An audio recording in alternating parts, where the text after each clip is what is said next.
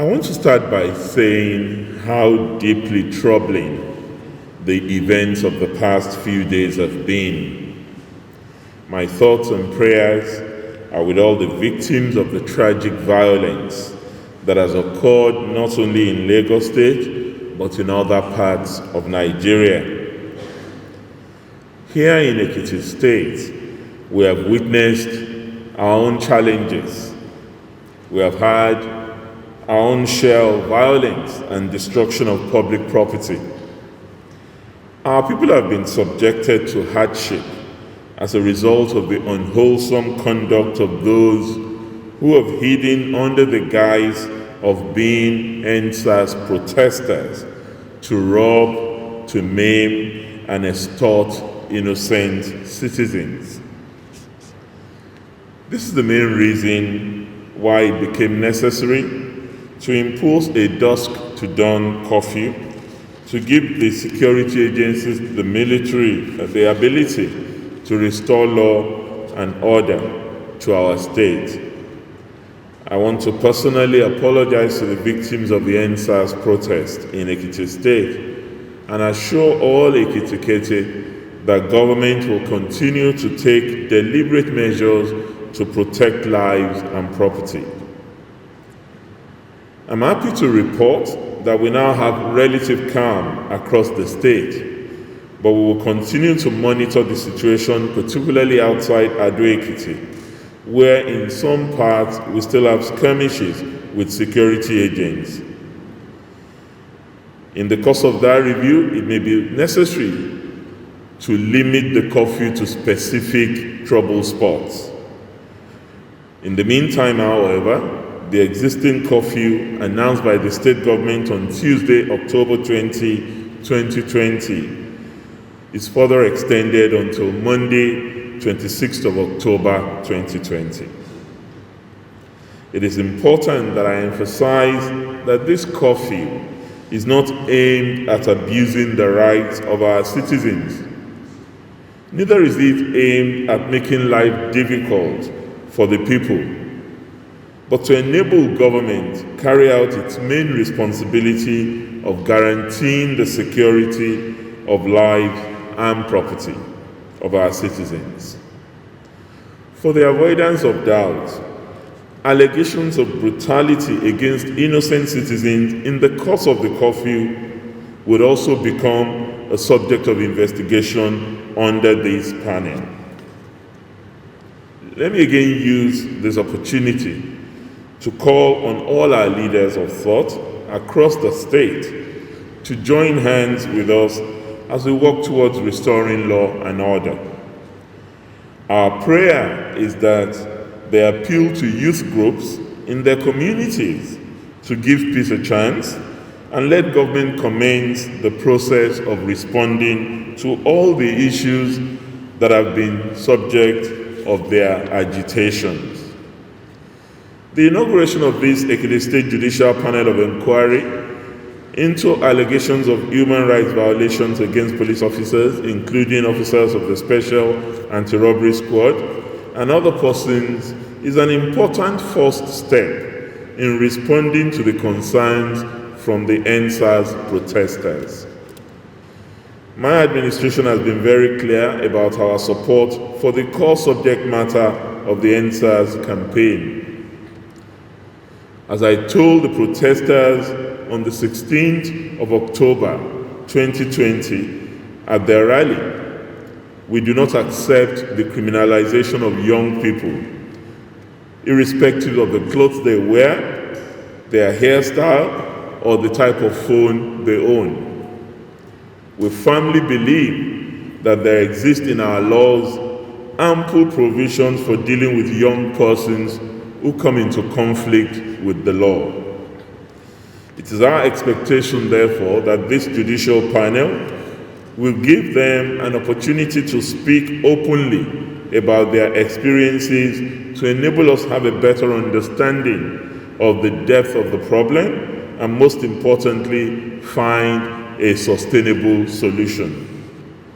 In addition, I'm aware that there are persons who have been victims of the protest. We recognize them and they would also benefit from the sittings of this panel. It is also necessary to appreciate the important role of police officers in maintaining law and order in this state. A number of them have been victims of violence too in their line of duty, and they deserve to be heard by this panel as well. It is for these reasons that we have uniquely proposed a very broad terms of reference for the consideration of this judicial panel. The judicial panel is to do the following: receive and investigate complaints of police brutality or related extrajudicial killings. 2. Receive and investigate complaints of violence against police officers and or any other security agent during protests in Ekiti State. 3. Receive and investigate complaints of violence against individuals by protesters in all parts of Ekiti State. Evaluate evidence presented and other surrounding circumstances and draw conclusions as to the validity of these complaints. And finally, recommend appropriate actions, including compensation and other remedial measures where necessary. Whilst the duration of the sittings of the panel will be 6 months, the chairman of the panel will be expected to provide monthly briefings to the Honorable Attorney General and Commissioner for Justice to further enhance the speedy consideration of all complaints. In order to enable the panel respond appropriately to the urgent needs of victims, a victims compensation fund has been established to facilitate the speedy payment of monetary compensations to deserving victims. We have deliberately selected members of the panel to reflect our peculiar situation in Ekiti State. I want to commend our young people who complained when they saw some names on the list, not on account of lack of qualification, but because they felt they needed more of their representatives in the protest to be part of the panel. And that's what's responsible for the larger number of youth representatives on this panel. The presence of representatives of access to justice institutions like the National Human Rights Commission and the Legal Aid Council is also very strategic. It is our hope that in addition to the panel's terms of reference, sittings of the panel will provide an opportunity for our youth population to better understand the workings of our justice institutions, so that well after the panel might have completed its work, they will be able to access these institutions to solve access to justice and human rights issues affecting young people before such issues get out of hand. I want to thank my Lord, Honorable Justice Cornelius Akintayo, retired, for taking up this onerous responsibility. I'm also grateful to all other members of the panel for accepting our invitation to serve on the panel. It is now my pleasure to inaugurate the Ekiti State Judicial Panel of Inquiry into allegations of human rights violations against police officers, including officers of the Special Anti-Robbery Squad, SARS, and other persons. I wish you productive deliberation, and I look forward to receiving progress reports of your sittings. I thank you all for listening.